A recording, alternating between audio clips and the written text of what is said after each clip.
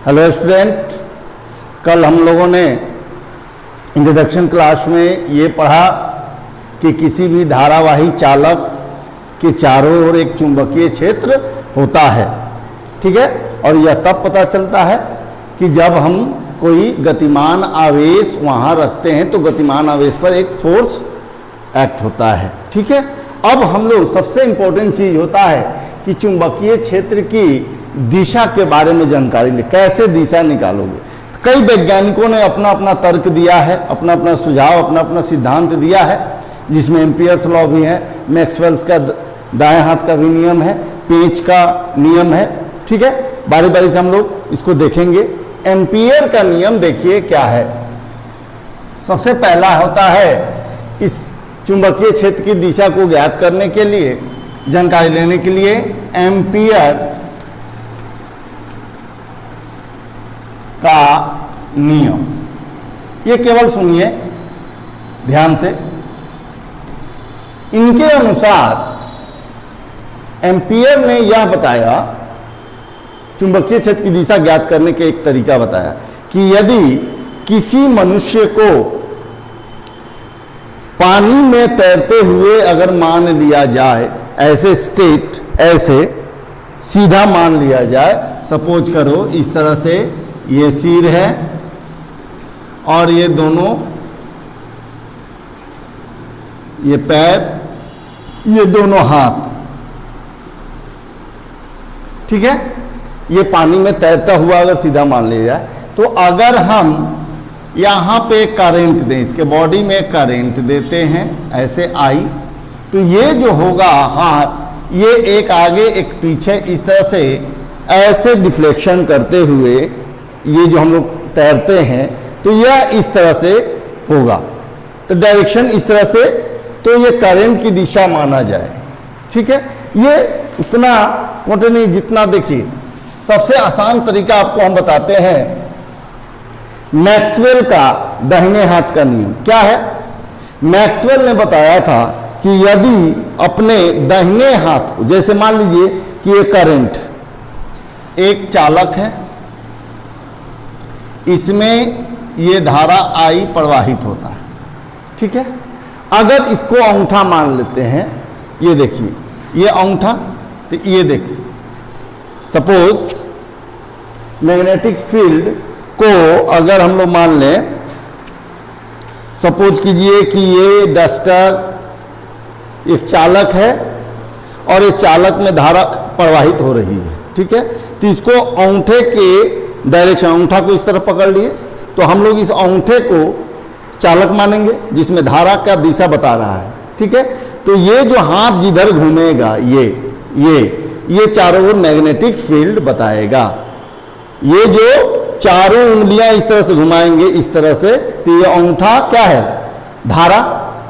ठीक है, और ये जो होगा आपका चारों तरफ, ये आपका मैग्नेटिक फील्ड का डायरेक्शन को बताएगा। ओके, इसी को पेंच का नियम कहा जाता है। जैसे स्क्रू देखते हो, पेंच कसते हैं, तो अगर इस पेंच को, डंडा को अंगूठा मान लें, तो हम लोग ऐसे घुमाते हैं, ऐसे, तो ये पेंच का नियम हो गया, इसका डायरेक्शन ऐसे होगा।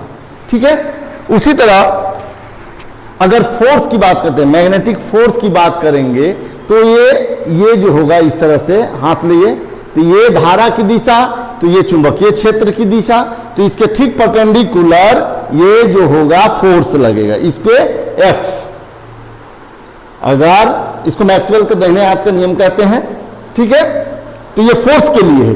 ये जो केवल है आपका, ये केवल मैग्नेटिक फील्ड, केवल चुंबकीय क्षेत्र की दिशा, ये धारा की दिशा हो गया, चालक की धारा की दिशा, तो इसके चारों ओर क्या हो गया, मैग्नेटिक फील्ड बन गया।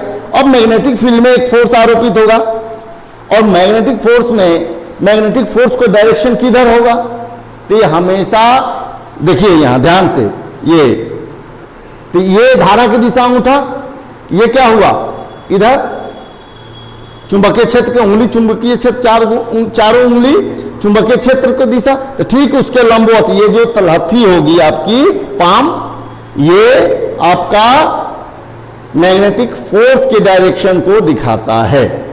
ठीक है, तो चलिए इसी पर हम लोग बात करेंगे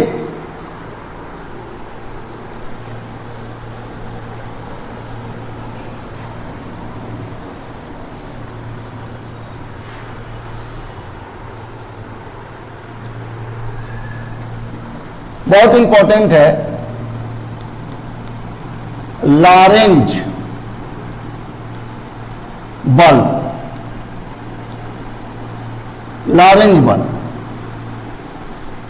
इसे समझेंगे, ठीक है। लॉरेंज बल क्या है? पहला चैप्टर में हम लोग इलेक्ट्रिक फील्ड के बारे में पढ़े थे कि अगर ये एक इलेक्ट्रिक फील्ड है, ये इलेक्ट्रिक फील्ड है E, ठीक है। इसमें अगर कोई चार्ज हम कहीं भी रखते हैं, पॉजिटिव चार्ज, तो इस पे फोर्स अप्लाई होता है और यह फोर्स होता है QE, ठीक है। फोर्स किधर होगा? फोर्स का डायरेक्शन किधर होगा? आंसर है विद्युत क्षेत्र की दिशा में। विद्युत क्षेत्र की दिशा किधर है? इस साइड है, ऐसे है। तो इलेक्ट्रिक फोर्स का भी डायरेक्शन इसी साइड में होगा, यानी कि वेक्टर फॉर्म को अगर लेंगे तो ये वेक्टर फॉर्म में, चूंकि फोर्स किस साइड में है, किस दिशा में है, तो विद्युत क्षेत्र की दिशा में है, ठीक है। अगर एक बात करते हैं मैग्नेटिक फील्ड, यहां देखिए ये मैग्नेटिक फील्ड है, ठीक है। अच्छा, एक चीज बताना भूल गए हैं, हम आपको बता देते हैं नोटेशन के बारे में, चिन्ह के बारे में। अगर ये दो पॉइंट हम दिखा रहे हैं आपको, ये चुंबकीय क्षेत्र की दिशा को व्यक्त करने के लिए दो सिंबल बनाया गया है। ये जो सिंबल है इस तरह से घेर कर एक डॉट दिया जाएगा, तो यह बाहर की ओर बतलाता है। चुंबकीय क्षेत्र की दिशा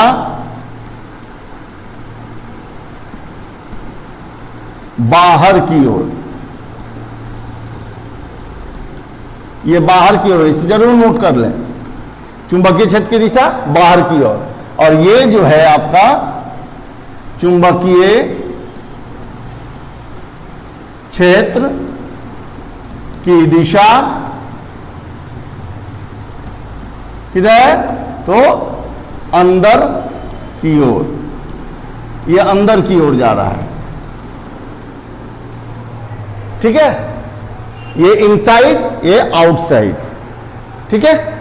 ये इनसाइड अंदर की ओर, जैसे ये क्रॉस दिखाया है तो इसका मतलब डायरेक्शन अंदर की ओर ऐसे जाते हुए। अगर ये डॉट डॉट होता तो ये कहां रहता? बाहर की ओर निकलता हुआ माना जाता, ठीक है। तो चलिए यहां बात कर लेते हैं, या विद्युत क्षेत्र पर, विद्युत क्षेत्र में स्थित किसी आवेश पर लगा विद्युतीय बल का ये फार्मूला हो गया। यहां देखिए, अगर इसमें अगर कोई आवेश है Q और यह भी वेग से चल रहा है, क्योंकि चुंबकीय क्षेत्र में जब तक आवेश गतीय अवस्था में, गतिमान अवस्था में नहीं होगा, तब तक उस पर चुंबकीय बल कभी नहीं लग सकता, ठीक है। अगर यह गति अवस्था में है तभी इस पे चुंबकीय बल आरोपित होगा, अन्यथा नहीं। स्थिर अवस्था में चुंबकीय बल कार्य नहीं करता है, चाहे वो चुंबकीय क्षेत्र क्यों ना हो, ठीक है। चुंबकीय क्षेत्र में गतिमान आवेश पर, गतिमान आवेशित कण पर ही चुंबकीय बल आरोपित होता है। इस बात को हमेशा ध्यान में रखिएगा। तो इसे भी वेग से अगर हम चलाते हैं तो इस पे आरोपित बल चुंबकीय, ये इलेक्ट्रिक फोर्स था, ये मैग्नेटिक फोर्स है, तो इसे हम लोग लिखेंगे Q cross Q into V cross B। चुंबकीय क्षेत्र को B से सूचित करते हैं, चुंबकीय क्षेत्र को B से, विद्युत क्षेत्र को जिस तरह से E से व्यक्त करते हैं उसी प्रकार चुंबकीय क्षेत्र को B से सूचित किया जाता है। तो चुंबकीय क्षेत्र ये हो गया, ठीक है, ये वेक्टर फॉर्म हो गया, ठीक है। एक्चुअली में अगर डायरेक्शन हो तो ये Q V B और साइन थीटा से इसका फॉर्मूला नोट किया जाता है। ठीक है, ध्यान रहे यह वेक्टर फॉर्म है, इसलिए इसमें साइन थीटा नहीं है ना। परपेंडिकुलर जब हो जाएगा क्रॉस में तो साइन 0 का वैल्यू 90 का वैल्यू 1 होता है, तो इसलिए ये हो जाएगा। ठीक है, लेकिन इसका एक्चुअल वैल्यू क्या होता है, F equal to Q B sine theta. ठीक है, यहां देखें तो हम वेक्टर फॉर्म की बात है। यदि चुंबकीय क्षेत्र में कोई आवेश, लॉरेंज बल क्या कहता है, देखिए लॉरेंज बल कहता है कि अगर कोई ये आवेश है तो इस आवेश के कारण इलेक्ट्रिक फील्ड भी है। अच्छा, या इलेक्ट्रिक फील्ड ये है तो इसमें अगर हम गति दे देंगे तो यहां मैग्नेटिक फील्ड भी बन जाए, और मैग्नेटिक फील्ड में इलेक्ट्रिक फील्ड भी और मैग्नेटिक फील्ड आ गया, और उसमें मैग्नेटिक फील्ड भी लगेगा, इलेक्ट्रिक फील्ड भी उस पर बल आरोपित करेगा, और मैग्नेटिक फील्ड भी मैग्नेटिक फोर्स आरोपित करेगा। इसलिए लॉरेंज ने यह सुझाव दिया कि टोटल फोर्स कितना हो जाएगा, एफ नेट जो होगा वो होगा electric force plus magnetic force. देखिए कितना अच्छा एक फार्मूला मिल रहा है। किसी भी गति अवस्था में अगर कोई आवेश है तो उस पे अब ये दोनों बल आरोपित होगा, और यह दोनों बल यानी कि संयुक्त विद्युत बल तथा संयुक्त चुंबकीय बल कि दोनों का संयुक्त रूप से जो होगा वो नेट फोर्स उस पर आरोपित होगा। किस पे, इस आवेश पे। ठीक है, इन दोनों को अगर हम मिलाते हैं, दोनों का वेक्टर फॉर्म को अगर ले लिया जाए तो यहां पे आपका कितना हुआ, ये है QE प्लस यहां है Q into V cross B। यह चुंबकीय बल है और यह विद्युत बल है। इसी बल को हम लोग लॉरेंज बल कहते हैं। इसी बल को हम लोग क्या कहते हैं, लॉरेंज बल कहते हैं। यदि हम इसमें से Q कॉमन कर लेते हैं तो E plus V cross B यहां बच गया, यही आपका लॉरेंज बल हो गया। नोट कर लें, और इसमें बातें हैं, नोट कर ले फटाफट।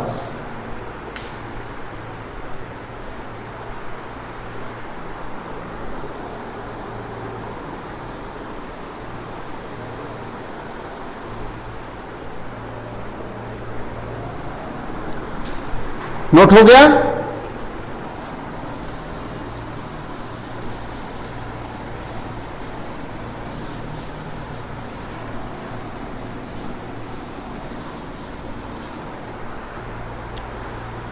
ठीक है, इसी बल को लोग चुंबकीय बल भी कहते हैं।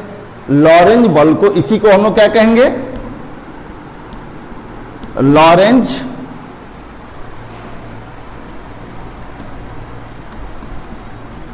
फोर्स, है ना, इसी को हम लोग लॉरेंज फोर्स कहते हैं।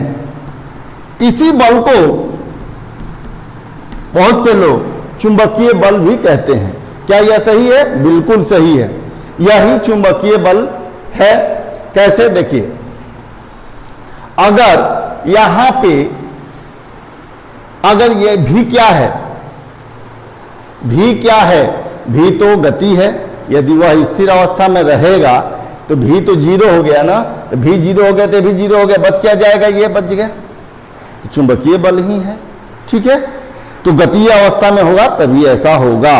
आइए बात करते हैं इसके आगे के कुछ प्रॉपर्टीज के बारे में। ठीक है,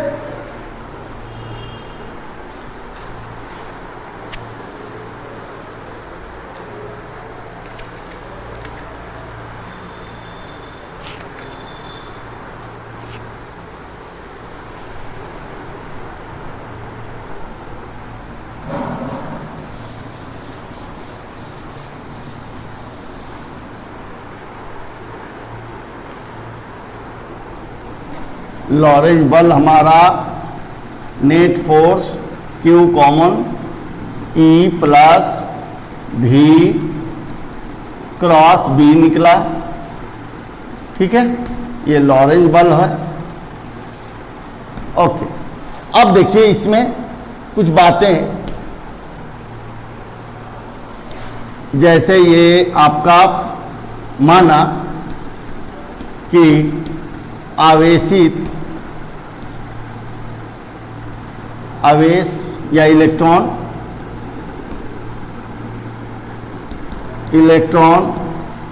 का द्रव्यमान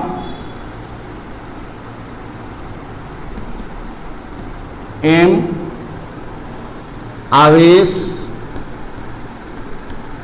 E तथा वेग भी है। ठीक है, तो ये जो फोर्स है ये कितना है, QE plus V cross B है। यहां पे देखें, अगर कंडीशन नंबर 1 है कि यदि प्रारंभ में इलेक्ट्रॉन स्थिर अवस्था में है, अर्थात V या U बराबर 0, तो हम जानते हैं कि इसमें force F equal to ma, तो एक्सेलरेशन कितना होगा, F a equal to F/m। इस पे कौन सा फोर्स लगेगा, इलेक्ट्रिक फोर्स, क्योंकि स्थिर अवस्था में है तो मैग्नेटिक फोर्स नहीं लगेगा, तो इलेक्ट्रिक फोर्स कितना होगा, QE। ठीक है, यानी कि यहां आवेश हमने क्या माना है, E, तो यहां E लगा दिए बाई m। ठीक है, ये हो गया एक्सेलरेशन। तो एक्सेलरेशन यहां मिल गया, जबकि प्रारंभिक वेग क्या था, 0 है। ठीक है, तो अगर हम इसे गति में दे देते हैं तो गति की 2 नंबर स्थिति में देखिए, तो इसका ग्राफ क्या होगा, पहले ये ध्यान से देखिए, ग्राफ क्या होना चाहिए, तो ये कांस्टेंट, इसमें एक्सेलरेशन लिखेंगे यहां, एंड एक्सेलरेशन A नियत होगा। हम लोग 11 क्लास में पढ़ लिए हैं कि अगर एक्सेलरेशन नियत होता है तो ग्राफ क्या होता है, कि स्ट्रेट लाइन होता है। तो कण का पथ कैसा होना चाहिए, याद रखिएगा, सीधी रेखा में होगा, स्ट्रेट लाइन होगा, स्ट्रेट।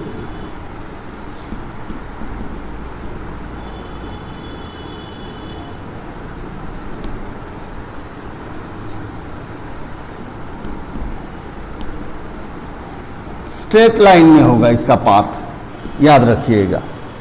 इसका ग्राफ कैसे होगा, ऐसे सीधा जाएगा। ठीक है, स्ट्रेट लाइन होता है। ओके, अब देखिए दूसरा स्थिति जब होगा तो कैसा होगा, यदि मान लीजिए कि प्रारंभिक वेग इसका है, यदि कण प्रारंभिक वेग से गतिमान है, तो हम जानते हैं कि V इक्वल टू क्या होता है, U प्लस AT, क्योंकि एक्सेलरेशन कांस्टेंट है। तो यहां U मान लीजिए U है प्लस A कितना है, तो आंसर है m और AT। समय के साथ ये वेरिएबल हो रहा है, यहां समय है, यानी कि समय के साथ चेंज हो रहा है, स्ट्रेट लाइन होगा ये भी। तो पाथ कैसा होगा, अब भी पाथ नहीं, वेग हो गया एक्सेलरेशन, तो यह पाथ सर्कुलर होगा, वृत्तीय होगा। ठीक है, कई और प्रमुख बातें हैं इसमें जो हम लोग आगे पढ़ते रहेंगे।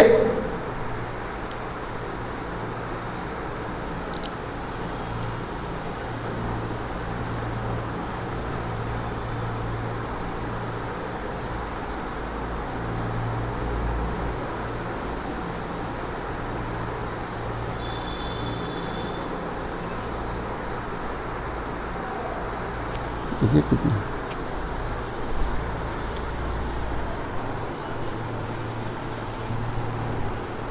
ओके बच्चों, आगे और भी प्रॉपर्टीज आपको मिलेंगे। ठीक है, तब तक इस वीडियो को लॉरेंस फोर्स के बारे में ध्यान से देखते रहें, बहुत ही इंपॉर्टेंट है। बहुत बहुत धन्यवाद।